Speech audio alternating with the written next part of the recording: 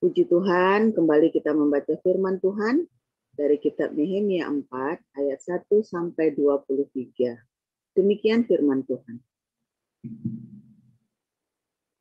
Ketika Sanbalat mendengar bahwa kami sedang membangun kembali tembok, bangkitlah amarahnya dan ia sangat sakit hati. Ia mengolok-olokkan orang Yahudi dan berkata di hadapan saudara-saudaranya dan tentara Samaria, apa gerangan yang dilakukan orang-orang Yahudi yang lemah ini? Apakah mereka memperkokoh sesuatu? Apakah mereka hendak membawa persembahan? Apakah mereka akan selesai dalam sehari? Apakah mereka akan menghidupkan kembali batu-batu dari timbunan puing yang sudah terbakar habis seperti ini? Lalu berkatalah Tobia, orang Amon itu, yang ada di dekatnya. Sekalipun mereka membangun kembali, kalau seekor anjing hutan meloncat dan menyentuhnya, robohlah tembok batu mereka. Ya Allah kami, dengarlah bagaimana kami dihina. Balikkanlah cercaan mereka menimpa kepala mereka sendiri, dan serahkanlah mereka menjadi jarahan di tanah tempat tawanan.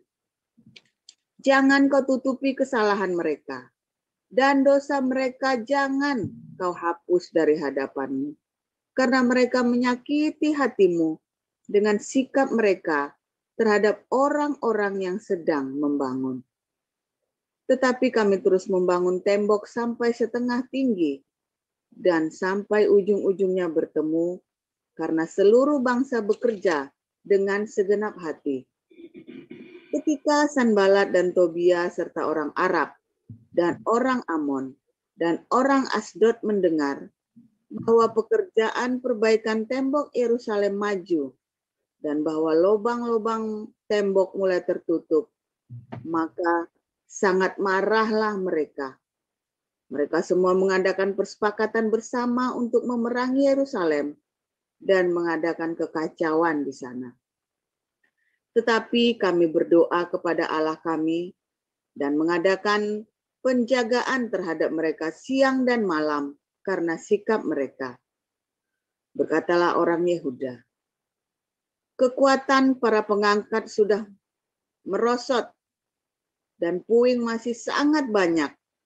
Tak sanggup kami membangun kembali tembok ini. Tetapi lawan-lawan kami berpikir, mereka tidak akan tahu dan tidak akan melihat apa-apa sampai kita ada di antara mereka, membunuh mereka, dan menghentikan pekerjaan itu. Ketika orang-orang Yahudi yang tinggal dekat mereka sudah 10 kali datang memperingatkan kami, mereka akan menyerang kita dari segala tempat tinggal mereka. Maka aku tempatkan rakyat menurut kaum keluarganya dengan pedang, tombak, dan panah di bagian-bagian yang paling rendah dari tempat itu, di belakang tembok, di tempat-tempat yang terbuka. Kuamati semuanya, lalu bangun berdiri dan berkata kepada para pemuka dan para penguasa dan kepada orang-orang yang lain, jangan kamu takut terhadap mereka. Ingatlah kepada Tuhan yang maha besar dan dahsyat, dan berperanglah untuk saudara-saudaramu, untuk anak-anak lelaki dan anak-anak perempuanmu, untuk istrimu dan rumahmu. Ketika didengar musuh kami bahwa rencana mereka sudah kami ketahui, dan bahwa Allah telah menggagalkannya, maka dapatlah kami semua kembali ke tembok masing-masing ke pekerjaannya. Sejak hari itu, sebagian daripada anak buahku melakukan pekerjaan, dan sebagian yang lain memerangi tombak. Ulang. Dan sebagian yang lain memegang tombak, perisai, dan panah, dan mengenakan baju zirah. Sedang para pemimpin berdiri di belakang segenap kaum Yehuda. yang membangun di tembok.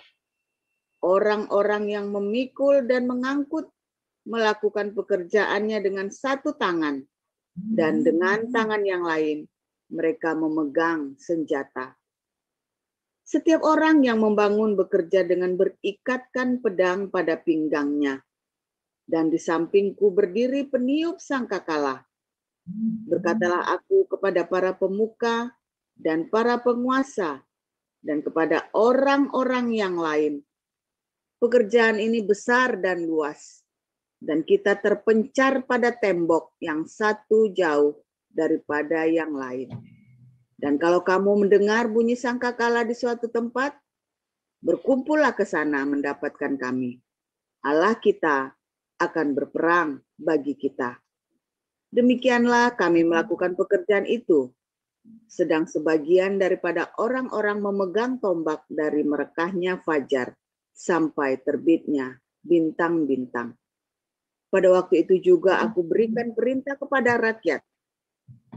Setiap orang dengan anak buahnya harus bermalam di Yerusalem, supaya mereka mengadakan penjagaan bagi kami pada malam hari dan melakukan pekerjaannya pada siang hari. Demikianlah aku sendiri, saudara-saudaraku, anak buahku, dan para penjaga yang mengikut aku. Kami semua tidak sempat menanggalkan pakaian kami. Setiap orang memegang senjata dengan tangan kanan. Demikian pembacaan firman.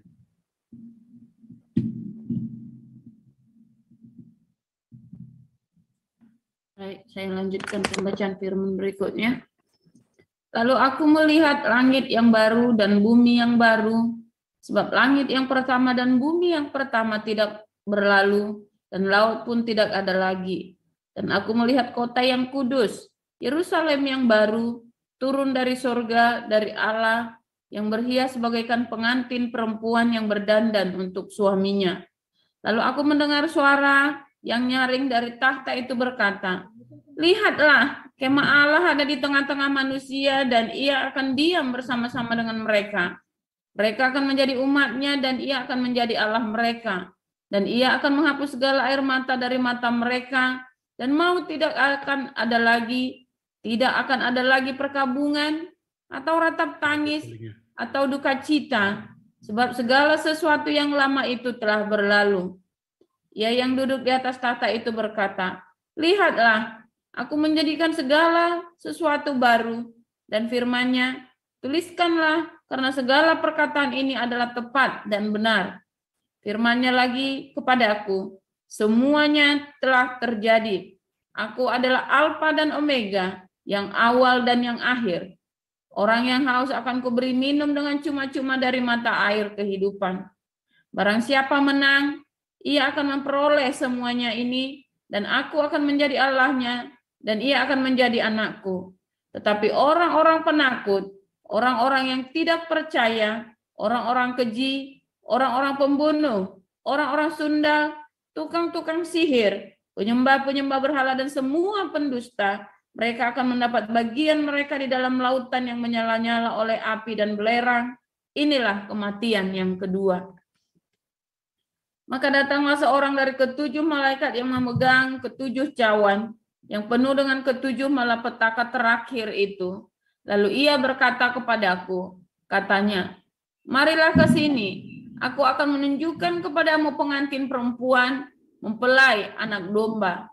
Lalu di dalam roh ia membawa aku ke atas sebuah gunung yang besar lagi tinggi, dan ia menunjukkan kepadaku kota yang kudus itu, Yerusalem, turun dari surga, dari Allah. Kota itu penuh dengan kemuliaan Allah dan cahayanya sama seperti permata yang paling indah, bagaikan permata yaspis, jernih seperti kristal. Dan temboknya besar lagi, tinggi, dan pintu gerbangnya 12 buah. Dan di atas pintu-pintu gerbang itu ada 12 malaikat, dan di atasnya tertulis nama ke-12 suku Israel. Di sebelah timur terdapat 3 pintu gerbang, dan di sebelah utara 3 pintu gerbang, dan di sebelah selatan 3 pintu gerbang, dan di sebelah barat 3 pintu gerbang.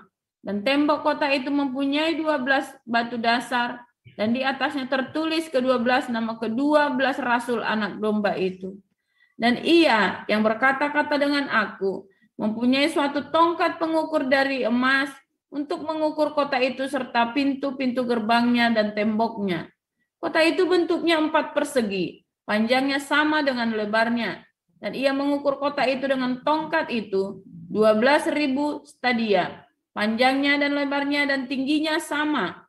Lalu ia mengukur temboknya 144 hasta menurut ukuran manusia yang adalah juga ukuran malaikat. Tembok itu terbuat dari permata yaspis dan kota itu sendiri dari emas tulen bagaikan kaca murni. Dan dasar-dasar tembok kota itu dihiasi dengan segala jenis permata. Dasar yang pertama batu yaspis, dasar yang kedua batu nilam, dasar yang ketiga batu mira, dasar yang keempat batu jamrud, dasar yang kelima batu unam, dasar yang keenam batu sardis, dasar yang ketujuh batu ratna cempaka, yang kedelapan batu beril, yang kesembilan batu krisolit, yang ke-10 batu krisopras, yang ke-11 batu lajuardi, dan yang ke-12 batu kecubung. Dan ke-12 pintu gerbang itu adalah 12 mutiara. Setiap pintu gerbang terdiri dari 1 mutiara, dan jalan-jalan kota itu dari emas murni bagaikan kaca bening. Dan aku tidak melihat bait suci di dalamnya, sebab Allah, Tuhan yang Maha Kuasa, adalah bait sucinya, demikian juga anak domba itu. Dan kota itu tidak memerlukan matahari dan bulan untuk menyinarinya. Matahari, sebab kemuliaan Allah meneranginya, dan anak domba itu adalah lampunya. Dan bangsa-bangsa akan berjalan di dalam cahayanya, dan raja-raja di bumi membawa kekayaan mereka kepadanya. Dan pintu-pintu gerbangnya tidak akan ditutup pada siang hari, sebab malam tidak akan ada lagi di sana, dan kekayaan dan hormat bangsa-bangsa akan dibawa kepadanya. Tetapi tidak akan masuk ke dalamnya sesuatu yang najis, atau orang yang melakukan kekejian atau dusta, tetapi hanya mereka yang namanya tertulis di dalam kitab kehidupan anak domba itu. Demikian firman Tuhan.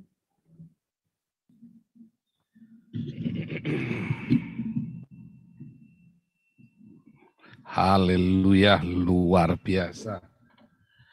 Haleluya. Firman Tuhan selalu baru setiap pagi bagi orang-orang yang hidup di dalam kasih-Nya, dalam cintanya, ya, dan yang terobsesi untuk membangun Yerusalem, fondasi damai. Kita ulangi dulu ya pelajaran tempo hari ya tentang Yerusalem ya. Nah, kita ulangi dulu supaya refresh. Yerusalem adalah sebuah ungkapan atau makna etimologi katanya dari kata fondasi dari damai ya. Nah, sebentar, ini kok background saya lupa ganti ya, sebentar. Karena tadi saya baru mengajar ya tadi ya. Oke, sebentar. Mana tadi?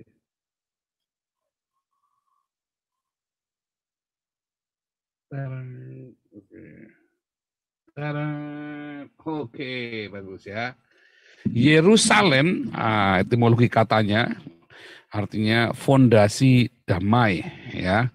Bagaimana kita menaruh fondasi damai kita ya. Nah, kita mau menaruh fondasi damai kita bukan damai yang retorika ya, tapi damai yang benar-benar damai. Damai itu bukan dicapai dengan rasa takut. Damai. Itu bukan damai ya. Damai itu bukan kalau Anda lagi ditilang sama polisi, Pak damai Pak. Ya, bukan begitu. Artinya perdamaian itu tidak didapat karena Anda ketakutan damai-damai, udahlah daripada ribut kita damai saja. Ya kan? Daripada bertengkar, udahlah Anda ditekan terus kan sama orang Islam, sama tetangga Anda, sama bos Anda, sama mertua Anda, udahlah. Artinya Anda tidak damai. Terjadi damai, tapi hatimu tidak damai. Suatu ketika kamu punya kesempatan, kamu akan injak dia balik, dan itu bukan damai. Itu sudah banyak terjadi dengan pendeta-pendeta yang ngomongnya damai, damai, damai, damai. Begitu dia ada kesempatan injek, dia injek gitu orang. Ya, itu banyak terjadi dengan kita. Kita damai, damai, damai, damai, damai. Mulut kita bilang damai. Begitu kita kesempatan injek kepala orang, kita injek kepala orang. Itu bukan damai. Damai juga bukan sama polisi, ya damai uang, damai. Supaya kasih damai. Itu bukan begitu. Damai juga bukan ketika Anda sedang dianiaya, ya, terus Anda melakukan kekerasan supaya tercapai damai. Ketika Anda sedang dipersekusi, Anda kemudian angkat senjata, bunuh orang supaya damai. Bukan juga. Ini 3 hal yang ekstrim ya, tapi itu terjadi dalam hidup kita dan ada di sekeliling kita sehari-hari. Dan itu yang kita pikir adalah damai. Ya kan? Nah, itu yang kita pikir dengan damai. Tapi hari ini Tuhan ajarkan. Ternyata ketika mereka membangun Yerusalem, mereka pegang senjata. Ya. Di tangan kanannya, tangan kirinya mereka sambil membangun, sambil ngangkutin batu bata. Ya. Secara rohani, ingat perjanjian lama adalah sebuah metafora rohani. Artinya Yerusalem ya dibangun di tengah permusuhan. Yerusalem itu dibangun di tengah permusuhan yang luar biasa. Orang-orang yang syirik, orang-orang yang dengki, orang-orang yang tidak suka pada Anda, orang-orang yang ingin menghancurkan Anda. Dan disitulah Yerusalem itu dibangun. Sehingga Anda harus selalu bersedia untuk perang, bersedia juga sambil membangun. Ingat, peperangan kita bukan melawan darah dan daging, tapi melawan melawan penguasa-penguasa di udara. Ya. Tetapi melawan roh-roh. Itulah ideologi. Peperangan kita itu melawan ideologi-ideologi yang ada di sekitar kita. Ideologi apa? Anda diintimidasi itu dengan sebuah ideologi bahwa Anda tidak mampu, Anda minoritas, saya mayoritas. Anda diintimidasi dengan sebuah ideologi komunisme, liberalisme itu dalam skala yang makro, yang besar. Ya, Islam itu semua makro. Ya, ideologi khilafah, ideologi liberalisme, humanisme, komunisme, sosialisme, leninisme itu semua adalah dalam skala makro. Bukan tengking setan jejeritan ya. Bukan ya. Coba Anda bayangkan, pengusiran setan itu baru ada di zaman Yesus ya.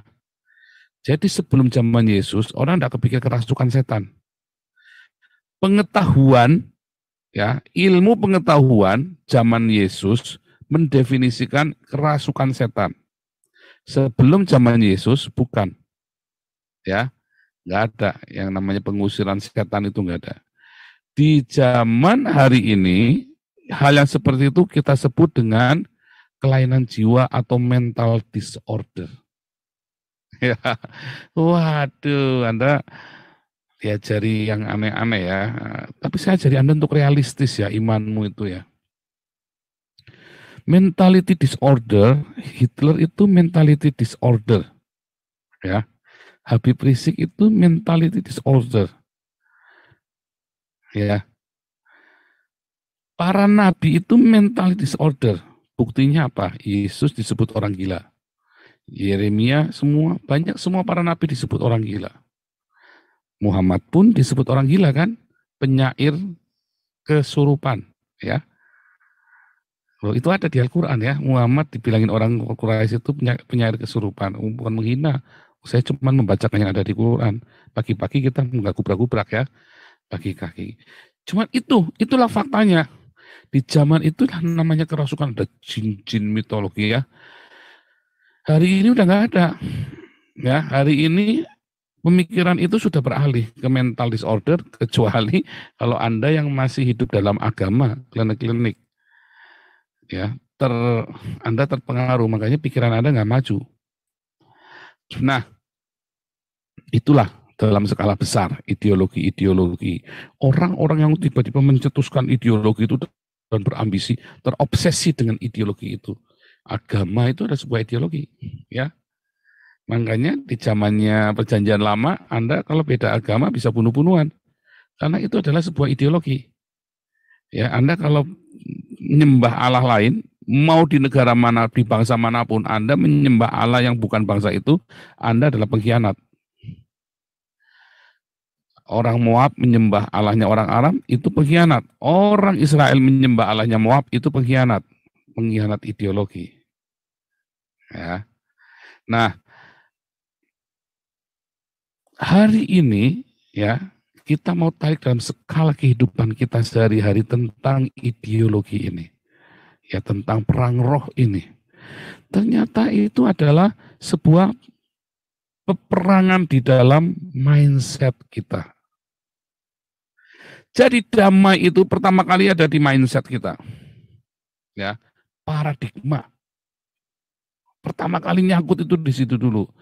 Pemahaman Anda itu kudu ngerti dulu. Kudu mengerti dulu. Kalau Anda sudah metanoia, walaupun ini banyak sekali puzzle yang tidak terselesaikan di kepalamu, tapi kamu punya metanoia, punya kerangka besar. Ya, punya kerangka besar. Makanya ideologi yang besar tadi, roh-roh jahat tadi itu ya, bangsa apa dibilang pangeran Babel, pangeran Persia, pangeran Yunani, yang Daniel 10 itu kan adalah sebuah ideologi kan. Ideologinya bangsa Babel datang, ideologinya media Persia, ideologinya Yunani, itu kan penjajahan itu kan adalah pemaksaan ideologi kan. Nah, lihat, mengakibatkan sebuah intimidasi sehingga orang-orang menjadi takut. Ini ya ayat 8 Wahyu 21 ayat 8. Orang-orang menjadi takut, terintimidasi. Anda terintimidasi. Kalau Anda takut, tidak akan ada damai. Kelihatannya damai, kelihatannya, tapi nggak ada damai. Anda berilusi dengan kata damai. Kemudian orang-orang menjadi tidak percaya. Dia goyah hatinya, nggak firm. Kenapa nggak firm, nggak secure? Ya, karena dia goyah, dia nggak punya faith lagi. Ya, ketika Anda diserang mindsetmu itu ya dengan ideologi itu, ideologi yang begitu hebat itu kan mencengkeram hidupmu. Mertuamu yang hebat itu, dia tanamkan ideologinya, ide dan logosnya dia, ide dari logosnya dia, ide dari logos ya, ditanamkan ke pikiran Anda sehingga Anda takut. Awas kamu, nanti saya bilang sama suamimu supaya ceraikan kamu, saya akan bilang anak saya ceraikan kamu. Ya, mau ditakut-takutin dan Anda bilang tidak akan ada yang bisa tolong kamu. Anda menjadi tidak percaya. Ya, kemudian saudaramu, istrimu, suamimu, temanmu, sahabatmu, dia masukkan ya ketakutan. Ih, kalau saya mah takut. Ih, nggak mau, kamu hati ditakut-takutin. Terus dibilang nggak percaya, digoyahkan hatimu. Apa betul Tuhan akan tahu? Apa betul Anda digoyahkan? Ya kan? Lalu dibikin Anda menjadi kecil. Akhirnya responmu apa? Orang-orang yang takut responnya jadi kecil. Jadi sadis loh. Karena dia harus mengalahkan ketakutannya dia. Dan tidak mengalahkan ketakutan itu dengan benar. Dia kalahkan ketakutan itu dengan apa? Dengan bunuh ketakutannya. Siapa yang nakut-takutin dia? Karena saking takutnya. Orang yang takut itu bisa bunuh orang ya. Ya, orang yang takut itu bisa bunuh orang. Dia bunuh karena takut. Anda pikir preman-preman yang bunuh orang itu dia pemberani? Enggak ya. Tapi saya preman ya, diceritain saya. Orang ini kenapa harus saya taklukkan? Karena saya takut suatu ketika dia akan intimidasi saya terus. Makanya harus saya hantam dia. Iya kan? Dilawan. Pokoknya karena dia takut nanti malam-malam tidur dia datang digorok, apa dia lagi lengah diusuk, ayo saya bunuh dulu aja sekarang daripada saya mati. Dibunuh kan? Satu, karena dia takut. Dua, karena dia tidak secure hidupnya. Ya. Nggak firm. Not sure. Ya. Dia jadi pembunuh. Dia penuh dengan kebencian. Kan pembunuh itu nggak usah melakukan dengan tangan. Orang-orang yang takut itu akan benci kepada orang yang nakut-nakutin dia. Ya kan? Orang-orang Sundal. Ini bukan perempuan Sundal. Ya, tapi orang-orang Sundal disebut lagi nanti di dalam Wahyu 22. Itu orang-orang yang nggak setia, orang-orang yang najis hidupnya. Bukan pelacur, bukan. Tetapi dia melacurkan rohnya dia, jiwanya dia. Ya. Dia melacurkan. Tukang-tukang sihir. Orang-orang yang bau-bau klinik ini. Ya kan? Dia suka ciptakan klinik-klinik dalam hidupnya dia. Yang bukan dari Tuhan. Penyembah berhala. Orang-orang yang tidak menjadikan Yesus satu-satunya Tuhan dalam hidupnya. Ya kan? Dia punya dua tuan. Ya. Akhirnya dia menjadi hidup di dalam ilusi. Semua pendusta. Orang-orang yang hidup dalam ilusi. Dan mereka akan mendapat bagian dalam lautan api yang menyala-nyala. Itulah orang-orang yang tidak berhasil membangun Yerusalem. Wah, serem saudara. Ya, karena dia gagal ciptakan. Makanya kita disuruh mengenakan perlengkapan senjata Allah. Ya, lu sudah belajar ya perlengkapan senjata Allah. Topong keselamatan. Pertama itu metanoia dulu. Topong keselamatan. Ya kan? Kenakan baju sirah. Ya kan? Berikat pinggangkan aletheia, berbaju sirahkan kebenaran. Ya, dikayosune sadek. Nanti jadi sedekah diakonia ya. Kita punya pedang roh. Ya. Yaitu rema. Karena orang-orang yang membangun Yerusalem ini hidupnya itu penuh dengan fitnah. Bukan dia memfitnah orang, tapi dia difitnah oleh banyak orang. Orang tidak suka. Ketika Anda berusaha membangun damai, Anda akan digiring ke damai yang semu. Oh, damai itu tidak begitu. Damai itu yang begini nih. Ya. Damai yang penuh dengan ketakutan. Berapa kali ya saya diteror sama orang, disuruh damai yang ketakutan. Saya tidur saja ya, enak ya, nggak pernah takut. Saya yakin orang-orang yang nyuruh saya damai itu hidupnya tidurnya nggak enak. Apa definisi damai bagimu? Apa ilusi damaimu? Damai yang sejati yang melampaui segala akal manusia? Atau damai buatan yang sebenarnya nggak damai, pada kenyataannya nggak damai. Ya, makanya kita suruh kenakan perlengkapan senjata Allah, perisai iman. Tadi ya, sebenarnya perisai iman. Nggak lupa juga, jangan lupa tuh perisai iman tuh. Jadi damai itu Anda harus bangun. Anda harus bangun, ciptakan. Dan ketika Anda bersiap, sudah siap, benar-benar siap. Ya, ketika kita membangun itu secara rohani kita bangun, artinya kan Anda melakukan proaktif, sebenarnya sedang mengasihi sesamamu juga kan. Ya kan, di dalam aletheia, ya kan. dalam ketulusan hati tadi kan. Terus kita saling membantu, saling mensupport satu sama lain. Nah, artinya kan kita ada saling di situ. Maka apa yang terjadi? Maka gereja Tuhan itu dibangun. Bait suci, kemah Allah itu berdiam. Ketika kita melepaskan berkat bagi sesama kita kan. Ketika kita melepaskan berkat kan kemah Allah ada di situ kan. Ada hadirat Allah kan yang Anda sampaikan kan. Nah, itulah namanya kemah suci yang berdiam di tengah-tengah kita tadi yang dikatakan oleh Wahyu 21.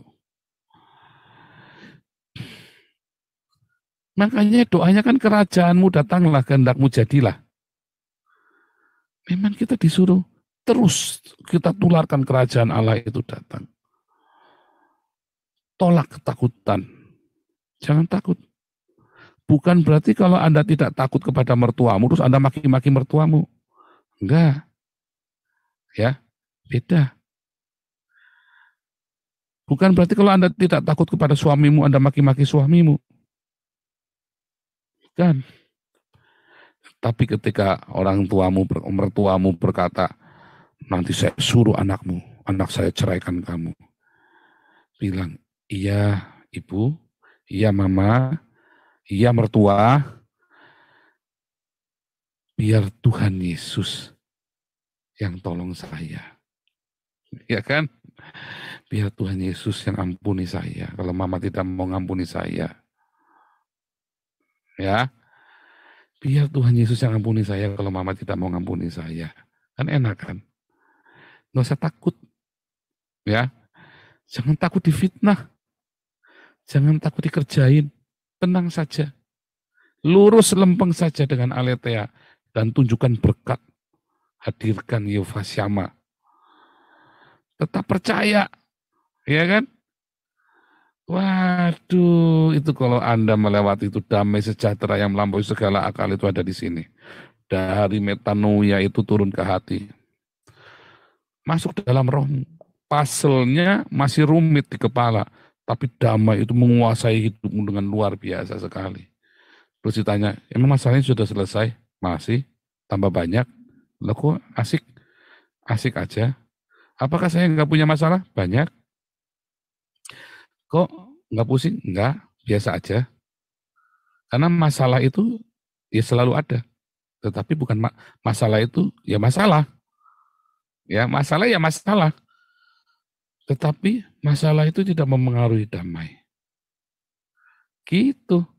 Dan nanti masalah itu tiba-tiba membuat Anda menjadi dewasa. Tiba-tiba Anda sudah next level. Loh, aku udah naik kelas. Kan begitu kan?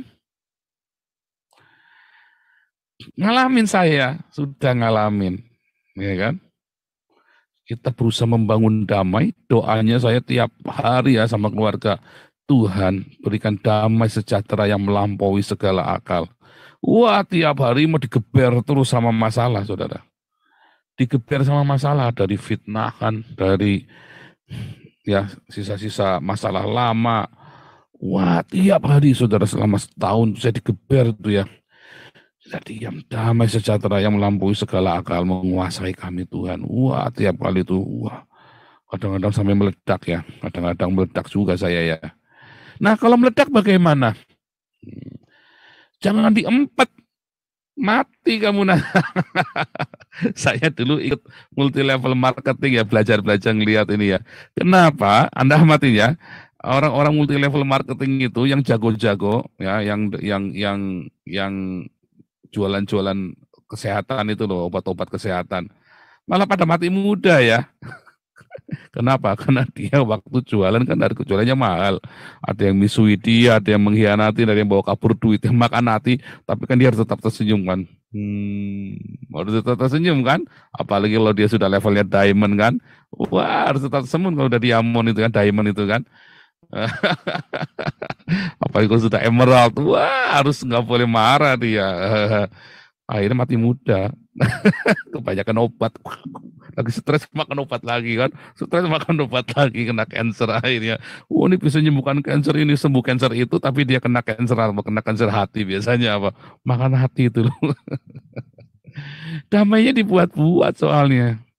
Marah-marah saja. Saya ditanya ya sama penatua. Masa saya enggak boleh marah? Ya boleh, marah saja enggak apa-apa. Tapi jangan lebih dari jam 6. Ya. Nanti ayatnya cari sendiri ya. Kalau marah itu enggak boleh lebih dari jam 6. Ya. Jam 6 sore. Jangan sampai matahari tenggelam. Nggak boleh marah. Dan marah itu jangan diumbar sampai kalap gitu ya. Sampai matamu membalik putih. Sampai kalap gitu ya, jangan. Karena itu kan membocorkan urapan dalam hidupmu yang sudah kau kumpulkan. Ya kan? Kemarahan yang tidak terkendali itu adalah kenajisan ya. Kemarahan yang tak terkendali adalah kenajisan. Makanya Musa itu nggak boleh masuk Kanaan karena kemarahan yang tak terkendali. Terakhir, saudara, ya, saya dididik Tuhan dengan kemarahan yang tak terkendali ya. Karena dulu saya ditekan, marahnya itu saya tekan. Marahnya ditekan. Saya kalau ribut sama orang udah ngalah tapi saya sambil wah, terus ini meludak ya. Saudara tahu, saya kalau marah itu ya saya ke bawah ngimpi. Saya kalau kelahi sama orang dalam ngimpi itu saya selalu kalah, coba bayangin. Menderita ya, selama puluhan tahun, saya kalau kelahi sama orang dalam mimpi saya pasti kalah. Sedih sekali kan, alam bawah sadar saya itu ditaklukkan. Wah, stres sekali saudara, kalau saya lagi mimpi berkelahi gitu, saya stres sekali. Kalau ketemu setan kayak keluk ya kan, stres saudara, puluhan tahun begitu saudara. Sering lagi ngimpinya, wah kalau cuma sekali 2 kali mah sering saudara. Suatu ketika itu saya stres sekali ya, saya ngimpi, saya bisa nendang, wah tak tendang lawannya. Saya nendang tembok. Waduh, seminggu tuh saya jalannya pincang, nendangnya keras sekali, cokrak, sampai bunyi. Saya tidur aja bisa dengar bunyinya ya, kuprak gitu ya. Bunyinya jempol saya nendang tembok itu ya. Lagi ngimpi, pada saat lagi ngimpi itu. Nah, ini cerita pengalaman pribadi. Tidak semua sama ya, artinya mimpi itu, saya melalui itu, indikator tidak sehatnya alam bawah sadarnya itu dari situ, dari mimpi. Nah, setelah saya mengalami perjumpaan dengan Tuhan Yesus, ya, mimpi saya itu indah. Tapi sebelumnya, ya, diawali dengan apa? Akhirnya, selama saya hilang itu, 4 tahun saya lari dari Tuhan, saya tiap hari kerja ini ngebukin orang, saudara. Karena saya waktu kecil ya, saya SMP, ya kalau berkelahi 1-2 dikeroyok saudara, kan kalah terus sampai berkelahi dikeroyok, gimana menang coba, badan saya kecil sekali. Ya, kalau ngeroyok cuma 2-3 orang mah bisa. Ya, kalau yang ngeroyok orang anak-anak begitu kan pusing saudara. Enggak di sekolah, enggak di kampung saudara. Kalau kelahi mesti dikeroyok, orang mungkin takut ya, suara saya kan keras sekali kan, badannya kecil tapi suara saya keras sekali. Ya, orang mungkin takut gitu ya, mesti dikeroyok. Aduh, saya stres saudara. Akhirnya saya selama meninggalkan Tuhan, saya lampiaskan. Udah tua, nah saya nakalnya udah tua ya, nakalnya. Saya lagi kecil gak nakal yang brutal begitu, enggak ya. Kelahi mah biasa, bukan nakal ya. Bukan nakal yang saya ganggu orang, bukan malakin orang, enggak pernah. Saya bela diri karena saya dipalak, makanya saya kelahi. Saya nakalnya udah tua, ya udah usia berapa tuh, 2010 tuh. Saya nakalnya sih 2010 saya nakal udah. Wah, tiap hari saya ngebukin orang. Ya. Ada orang ngomonginnya nggak baik tentang anaknya tak ajak, siapa yang ngomong? Tak ajak anaknya, tak samperin orangnya sama, tak ajar. Wajar itu jahat sekali, karena lampiaskan begitu ya. Melewati fase itu saya, dan itu tidak sehat ya. Itu kan, dan akhirnya saya mengalami perjumpaan dengan Tuhan. Saya diizinkan melalui fase itu ya, kayak terapi ya. Terus saya ketemu Tuhan, saya bertobat.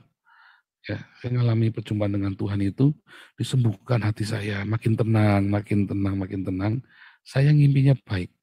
Saya nggak pernah ngebukin orang lagi, ya. Tapi kalau saya lagi ngimpi, saya kelahi sama orang, saya pukul, pak, gitu kan dipukul. Saya menang. Ketemu setan, saya kejar-kejar, saudaraku. Bahkan dalam mimpi saja ketemu setan tak kejar. Mimpi saja ketemu setan tak kejar, bayangin. Nanti kalau misalnya saya kelupaan, aduh kurang suci tak kejar, saya bangun, saya tidur lagi, tak kejar. Saya bisa ngelanjutin mimpi ya. Ajaib memang. Jadi kalau saya misalnya udah bangun, aduh kurang asem nih. Terus saya tidur lagi. Terus tak pikirkan lagi mimpi itu sampai tak kejar, saudaraku, sampai pagi. Sampai saya bangun, bangunnya enak sekali. Bangunnya enak sekali ya. Makanya saya nggak pernah terintimidasi ya. Tidur malam enak. Satu-satunya mimpi buruk saya apa? Saya khotbah di Indonesia. Saudara. Bukan saya takut ditangkap, bukan. Nggak ada urusan ditangkap. Loh, kok saya pulang ke Indonesia lagi? Soalnya kalau sudah sampai Indonesia kan nggak boleh balik ke Eropa lagi saya. Tapi sekarang udah nggak ada lagi ya. Dulu ya, waktu saya belum warga negara. Loh, kok saya pulang ke Indonesia? Satu-satunya mimpi buruk saya cuman itu. Tapi udah nggak lagi. Saya geli kalau mimpi itu ya. Jadi, saudara, itu damai sejahtera Tuhan yang melampaui segala kalian. Ayo kita miliki damai itu. Kita bangun dari metanoia ya. Dari metanoia. Ya tadi pembacaan firman Tuhan, berdiakonia, mulai perlengkapan senjata Allah. Anda akan bangun Yerusalemmu. Ya. Anda akan bangun Yerusalemmu. Perlengkapan senjata Allah itu ya. Mulai dari tadi metanoia. Bagaimana cara supaya metanoia? Ya Anda harus baca logos. Ya kan? Kepala Anda harus dipikir, jangan pakai drakor nontonnya. Jangan diisi dengan drakor, tapi dengan bacaan firman Tuhan. Ya, dengarkan khotbah-khotbah yang baik. Ya, misalnya khotbahnya saya kan baik. Dulu saya gitu ya. Saya waktu saya ngalami tekanan itu yang saya masih suka ngebukin orang itu, saya kan ngimpinya kan gak baik kan. Saya isi khotbah saya waktu itu dengan khotbahnya Pak Yusak Cipto, Pak Petrus Agung, Pak Stephen Tong. Ya, Gilbert tidak masuk hitungan sudah lama. Gilbert saya blacklist gara-gara saya mau minta doa, terus tiba-tiba hotline sekian, mau sumbang berapa? Saya bilang, dasar kutu kupret. Mau minta didoain, jangan minta sumbangan. Ngamuk saya, saudara. Maurice Lolo juga tidak masuk hitungan. Kenapa? Lah saya lagi minta doain, baru email, baru saya ngisi websitenya, email segabrek minta sumbangan semua, mau beli jet pribadi. Kan kurang ajar ini pendeta satu ini kan. Nah itu ya. Isi ya, aku isi terus ya. Khotbahnya Stephen Tong, khotbahnya apa Pak Petrus Agung, ya. Itu semua ada berapa ratus khotbah itu ya. Tak isu tak cekokin itu ya.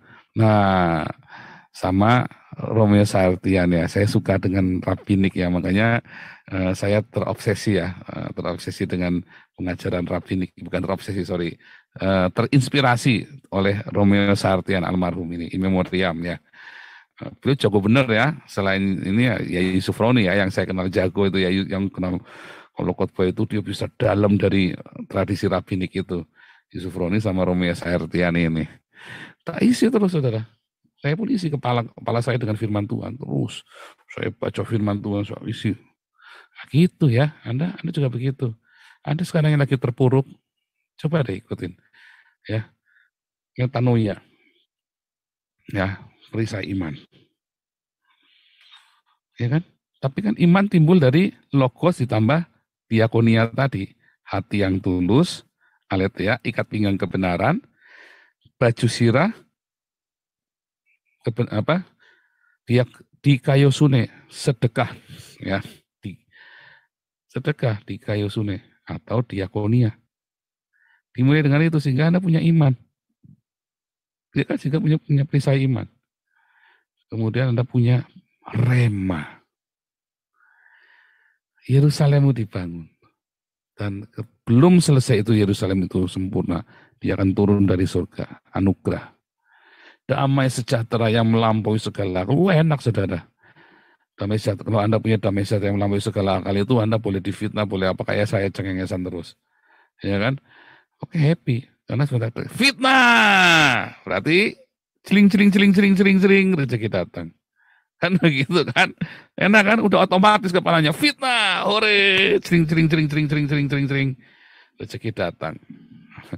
Anda tinggal apa, rezekimu apa, lagi apa, lagi butuh duit, ya duit, lagi butuh apa, butuh istri, ya istri, butuh apa pokoknya. Anda harus melewati dulu masa-masa, selalu proses. Karakter makin jadi, ya itu tadi. Ya, Tuhan Yesus memberkati.